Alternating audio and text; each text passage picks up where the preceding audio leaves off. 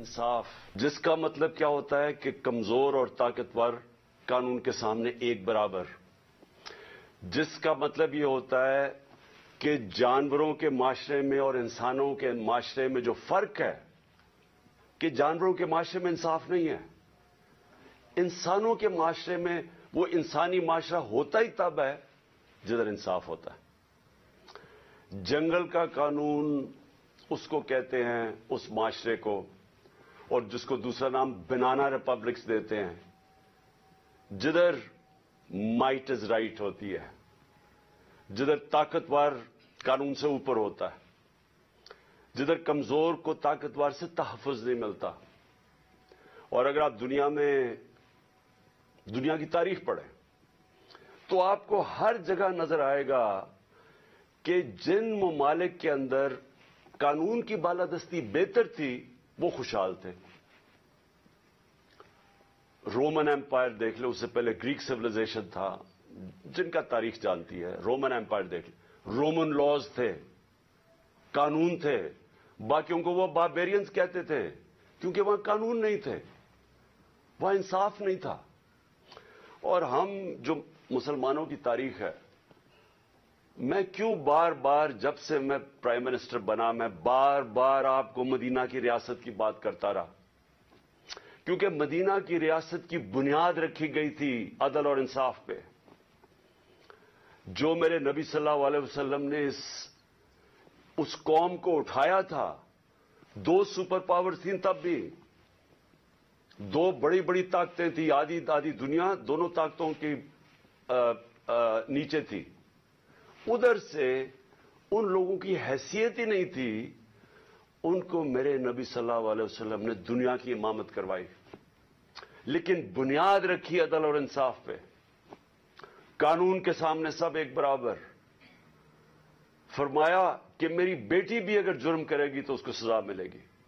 और फिर जो आज पाकिस्तान के हालात हैं, उन्होंने आज से 1500 साल पहले तकरीबन कह दिया था कि वो कौमें जो ताकतवर के लिए एक कानून बनाती हैं और वो जुर्म करते हैं उनको नहीं पकड़ती और सिर्फ कमजोरों को जेलों में डालती हैं, वो तबाह हो जाती हैं।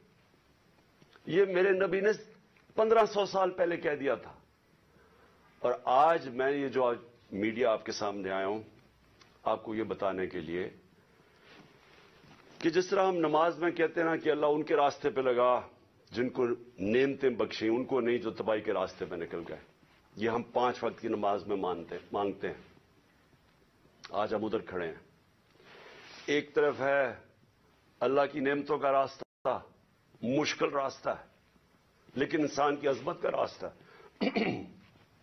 दूसरी तरफ तबाही का रास्ता है, जिस तरफ हम ये जो मौजूदा सेटअप है ये लेके जा रहा है।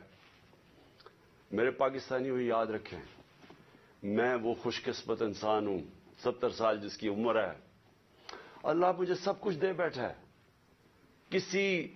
कोई इतना खुशकिस्मत नहीं, मैं उसका बार बार शुक्र अदा भी करूं तो वो काफी नहीं है। किसी इंसान को इस मुल्क में अल्लाह ने इस तरह की इज्जत नहीं दी। हुकूमत से इन्होंने साजिश के तहत मुझे बाहर निकाला तो आप लोगों ने लाखों की तादाद में सड़कों पर निकले। किस प्राइम मिनिस्टर को आज तक इस तरह की इज्जत मिली है?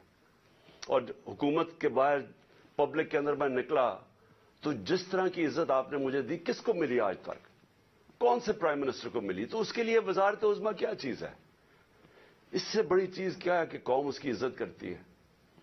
तो मैं आज आपके लिए ये कहना चाहता हूं कि देखें, ये आप एक बड़े खतरनाक मोड़ पे खड़े हैं।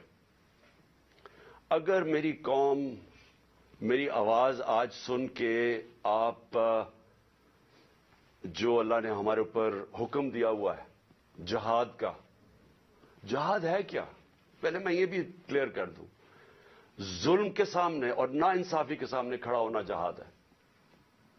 अल्लाह ने हमारे पे फर्ज किया हुआ है। क्यों किया हुआ है? हमारी बेहतरी के लिए। जो कौमें राय हक पे खड़ी होती है और इंसाफ के लिए खड़ी होती हैं, वो आजाद हो जाती हैं और इंसाफ के बाद ही खुशहाली आती है। पहले मदीना की रियासत में عدل اور انصاف آیا, پھر خوشحالی آئی. نیلسن منڈیلا جو موجودہ بڑا ایک لیڈر میں مانتا ہوں, اس نے بڑی پتے کی بات کی. اس نے کہا اگر تم نے غربت کم کرنی ہے تو پہلے انصاف لے کے آؤ. چائنا نے دنیا کی تاریخ میں کبھی اتنی کسی قوم نے غربت کم نہیں کی جو چائنا نے کی ہے. 70 کروڑ لوگوں کو پچھلے 30-35 سال میں غربت سے نکال لیا انہوں نے. اور اسی قوم نے 450 وزیروں کو کرپشن کے اندر جیل میں ڈالا. یعنی طاقتور وزیروں کو انہوں نے قانون کے نیچے لے کے آئے. تو جو خوشحالی ہوتی ہے وہ انصاف کے ساتھ ہوتی ہے. حضرت علی کا قول ہے کہ کفر کا نظام چل جائے گا لیکن ظلم اور ناانصافی کا نظام نہیں چل سکتا. جدھر ہم جا رہے ہیں یہ نظام نہیں چل سکتا اور نہیں چل رہا. آج پوچھیں لوگوں کے حالات. آج کون سی قیامت آئی تھی کہ اپریل میں ہماری حکومت گئی ہے, 65 روپے کلو آٹا تھا, آج 135 روپے پہ پہنچ گیا یا اس سے بھی اوپر. کون سی قیامت آئی تھی کہ بجلی دگنی ہو گئی ہے. پٹرول ڈیزل دنیا عالمی مارکیٹ میں تو ان کی تیل کی قیمت کم ہے. کون سی قیامت آئی کہ یہ قیمتیں ان کی آج ادھر پہنچ گئی ہیں. کسانوں سے پوچھیں کون سی قیامت آئی ہے کہ یوریا دگنا ان کو دے رہا. 60 ارب روپیہ کسانوں نے صرف گندم کی فصل کے لیے یوریا پہ ایکسٹرا خرچ کیا ہے ہمارے دور سے. تو کیا ہوا پاکستان؟ یعنی ہماری حکومت جانے سے اب تک یہ کیا ہوا کہ بجلی آج دگنی ہو گئی ہے. بجلی کے بل لوگوں سے پوچھیں, آج عوام سے پوچھیں تو صحیح ان کے حالات کیا ہیں, اور ابھی مزید اور مہنگائی آنے والی ہے.